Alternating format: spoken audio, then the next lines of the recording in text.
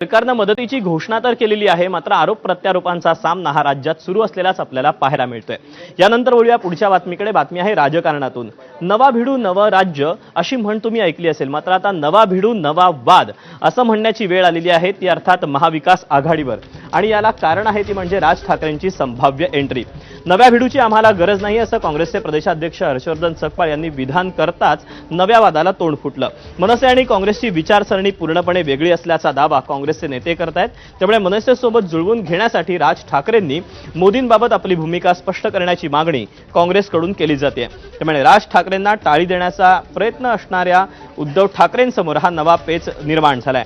आगामी काळात नवं कोणतं राजकीय समीकरण यामुळे जन्माला येतं का हे पाहणं महत्त्वाचं असेल।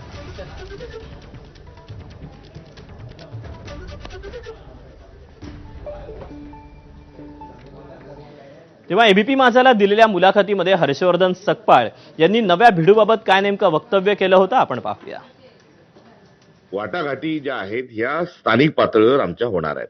त्यामुळे जिल्हा आणि ब्लॉक नगरपालिका पातळीवर आमचं नेतृत्व, आमचा त्या ठिकाणचे संघटनेचे अध्यक्ष या संदर्भात निर्णय घेणार आहेत आणि त्यांच्या निर्णयावर ह्या सर्व गोष्टी आम्ही त्या ठिकाणी या सोडलेल्या आहेत। त्यामुळे नवीन भिडूची आवश्यकता ही काँग्रेसला नाही, महाविकास आघाडीला नाही।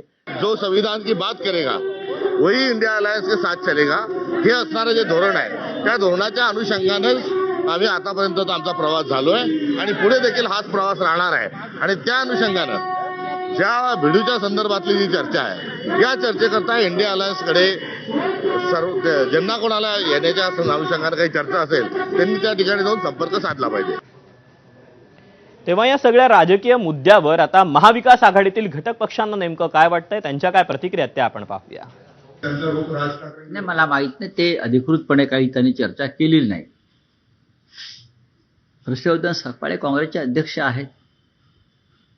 मुळात महानगरपालिकेच्या निवडणुकीसंदर्भात महाविकास आघाडीत तशी चर्चा झालेली नाही। ती झाल्यावरती आम्ही पाहू ना। आम्ही आतापर्यंत कुठे म्हटलंय का आम्हाला मवियामध्ये जायचंय, आम्हाला काँग्रेसमध्ये जायचंय, हेच ठरवतात आणि हेच बोलतात आणि हे प्रसिद्धी घेण्याचं काम करत असतात। आमची जी चर्चा आहे जी एका पक्षाबरोबर चालू आहे, आम्ही त्यांच्याबरोबर आमचे जे काही बोलणं आहे ते सुरू आहे।